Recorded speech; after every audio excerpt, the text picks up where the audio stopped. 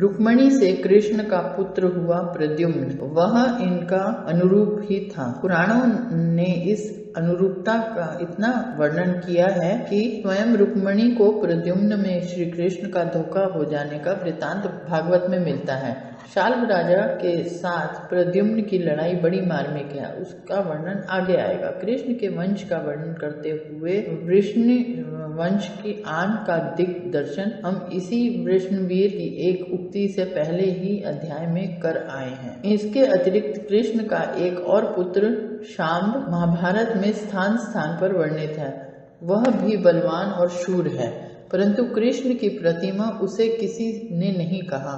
कृष्ण भी जिस ममत्व से प्रद्युम्न का वर्णन करते हैं वैसे शाम्ब का नहीं करते। वह जामवंती का लड़का था। जामवंती का परिचय महाभारत में तो कहीं नहीं मिलता है। हाँ, पुराण में उसे एक रीछ की कामरूपिणी कन्या बताते हैं। संभव है किसी अज्ञात कुल के बालक को किसी रीछ ने पाला हो, और ऐसी घटनाएं प्रायः और इतिहासों में भी मिलती हैं। श्री कृष्ण ने मृग्या में इसे पाया हो और अपना पुत्र बनाकर इसे पाला पोसा हो। ऋषि को आदरणार्थ जामवंती कहते हो।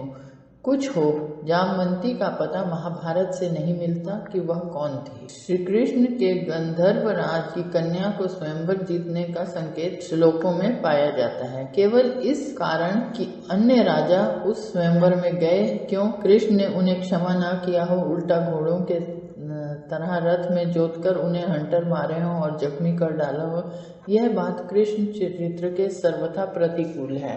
ऐसा हम आगे चलकर देखेंगे। कृष्ण अत्यंत क्षमाशील थे। इस गंधारी अथवा कृष्ण को किसी और रानी का पता अंश अवतार की कल्पना करने वाले तक को तो हुआ ही नहीं।